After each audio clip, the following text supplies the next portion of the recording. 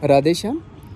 लोकसभा क्षेत्र 54 फैज़ाबाद, जिसके अंतर्गत अयोध्या आता है, जहाँ पर बीजेपी की अभी हार हो गई है और वहाँ पर समाजवादी पार्टी के जो कैंडिडेट हैं अवधेश प्रसाद, वो जीत गए हैं। इसको लेकर के बहुत सारे लोग अयोध्या के जो वासी हैं उनको ट्रोल कर रहे हैं और एक रीजनेबल वे में डिस्कशन में पार्टिसिपेट नहीं कर रहे हैं। किसी को क्रिटिसाइज़ करने का हक है, लेकिन किसी की इकोनॉमी को लेकर के, वहाँ के लोगों की जॉब्स को लेकर के, वहाँ के लोगों के व्यापार और दुकानों को लेकर के वहाँ पे सामान मत ख़रीदना, अपने घर से लेकर के जाना, ये बिल्कुल भी ठीक नहीं है। कुछ स्टैटिक्स मैं आपके सामने रखना चाहता हूँ। अगर इन स्टैटिक्स को आप देखेंगे तो शायद तस्वीर आपके सामने ज़्यादा अच्छी तरीके से क्लियर हो। तो इस लोकसभा चुनाव में जो 54 हमारी कॉन्स्टिट्यूंसी है फैज़ाबाद, उसमें जो विनिंग कैंडिडेट हैं अवधेश प्रसाद, जो कि समाजवादी पार्टी के कैंडिडेट थे, उनको 5,54,289 वोट्स मिले, जो कि 48.59% हैं। इसके बाद जो सेकंड कैंडिडेट थे, जो कि बीजेपी के थे, लल्लू सिंह, जो कि हार गए, इन्हें 4,99,722 वोट मिले, जो कि 43.81% हैं। तो अगर हम देखते हैं तो जो अवधेश प्रसाद हैं उनको 54,567 वोट ज़्यादा मिले। पहली बात तो जो अयोध्या है, वो अयोध्या डिस्ट्रिक्ट के अंदर, मतलब अयोध्या सिटी के अंदर पूरा का पूरा फैज़ाबाद नहीं आता है। बहुत सारे छोटे छोटे टाउन, बहुत सारे विलेजेस मिलके पूरे फैज़ाबाद कॉन्स्टिट्यूंसी को बनाते हैं। एक तो ये चीज़ हमें ध्यान में रखनी चाहिए। एक चीज़ हमें ये ध्यान में रखनी चाहिए कि बहुत सारे रीज़न हैं जिसकी वजह से वहाँ पर जो बीजेपी की सीट है वो नहीं जीत पाए। एक रीज़न इसमें ये भी हो सकता है कि जो अयोध्या का डेवलपमेंट किया गया, वहाँ पर जो लोगों के कुछ घर वगैरह को डिमोलिश किया, उसमें कुछ लोग ये शिकायतें कर रहे हैं कि वहाँ पे लोगों को प्रॉपर कंपनसेशन और रिहैबिलिटेशन नहीं मिला। एक जगह की मैं स्टैटिक्स देख रहा था कि ऐसे जो इफ़ेक्टेड लोग थे वो 4,000 थे और 4,000 फैमिलीज़ ऐसे इफ़ेक्टेड थी, और अगर लोगों की बात करते हैं तो वो 40,000 थे। मैं इस आंकड़े को लगभग 70 से 80,000 लेके जाता हूँ। क्यों? क्योंकि जो लोग डायरेक्टली इफ़ेक्टेड होते हैं, उनके कुछ रिलेटिव्स होते हैं जो आसपास की फैमिलीज़ में, गाँवों में रहते हैं, उनको भी इससे असर पड़ता है। तो ये मोटा मोटा अगर हम 70 से 80,000 लोगों की संख्या को ले लें, तो अगर ये वोट बीजेपी को शिफ्ट हो जाता तो अच्छा खासा 30 से 40,000 वोटों से वो जीत जाते। दूसरा एक इम्पॉर्टेंट चीज़ ये है कि हम कुछ स्टैटिक्स को सही से देखते ही नहीं हैं। तीसरे नंबर के जो कैंडिडेट थे, जिनका नाम है सच्चिदानंद पांडे, जो कि बहुजन समाज पार्टी के कैंडिडेट थे, उन्हें भी ठीक ठाक वोट मिले। कितने मिले? 46,407 वोट मिले, जो कि 4.07% वोट है। तो अगर उत्तर प्रदेश में बीएसपी के साथ बीजेपी का कोई अलाइंस बन जाता, तो इससे ये जो वोट थे सच्चिदानंद पांडे के, हो सकता है कि ये बीजेपी को ट्रांसफ़र हो जाते। अगर हम कम्युनिस्ट पार्टी के कैंडिडेट की बात करते हैं, जिन्होंने 4th नंबर पे वोट गेन किए, जिनका वोटिंग परसेंटेज 1.35% है, इनको वोट मिले 15,367। इनका नाम है अरविंद सेन।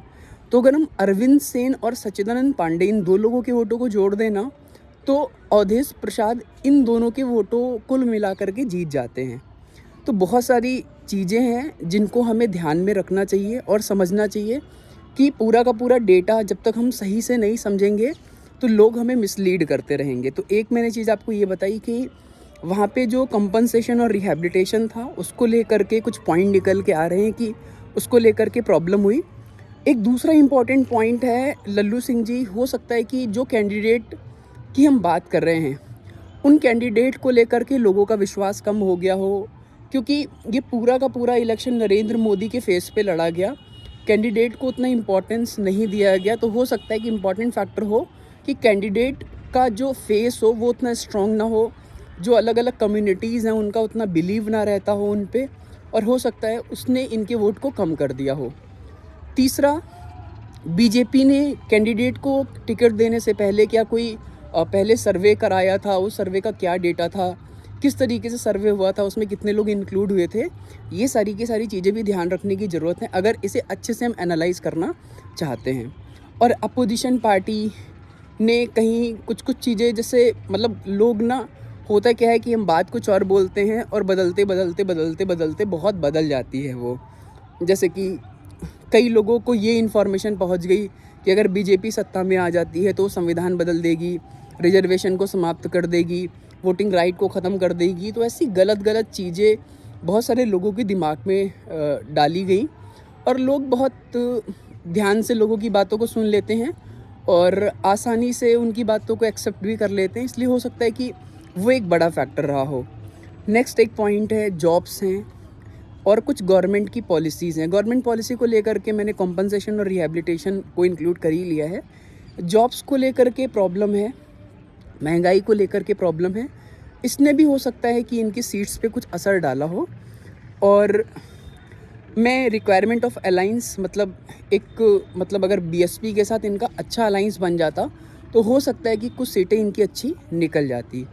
तो अभी मेरे हिसाब से 2 साल के बाद में यूपी का असेंबली इलेक्शन आने वाला है और असेंबली इलेक्शन में अगर ये पहले से एक अच्छी स्टैटिक्स बना लेते हैं और अभी से ये काम करने लगते हैं तो इनकी ठीक ठाक सीटें निकल सकती हैं, इसमें कोई प्रॉब्लम नहीं है। बट सबसे बड़ी चीज़ ये है कि इस पे हमें पहले से ध्यान देने की ज़रूरत है।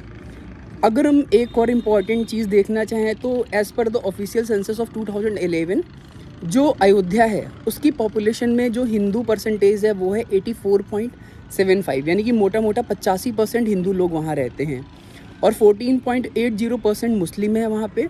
रिमेनिंग अदर कम्युनिटीज़ के लोग हैं। अदर कम्युनिटीज़ में जैसे कि आपके क्रिश्चियन हो गए, सिख हो गए, बुद्धिस्ट हो गए, आपके इसके अलावा जो किसी धर्म को नहीं मानते उनको मिला करके भी हम जो देख सकते हैं।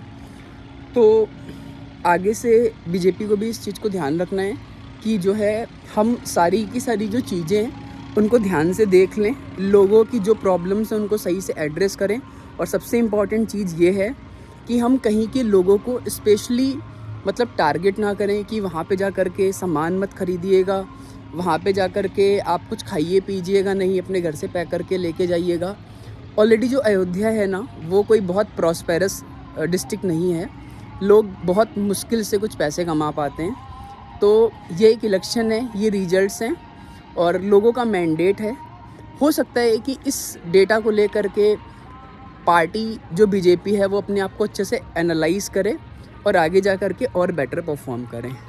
सो there is no need to spread hate related to the people of Ayodhya, specially Faizabad constituency. So hopefully ये मेरी छोटी सी रिसर्च थी जो मैंने आपके सामने रखी। अगर वीडियो अच्छी लगी तो लाइक और सब्सक्राइब करें। मिलते हैं जल्दी ही एक नई वीडियो के साथ, तब तक के लिए श्री कुंज बिहारी, श्री हरदास।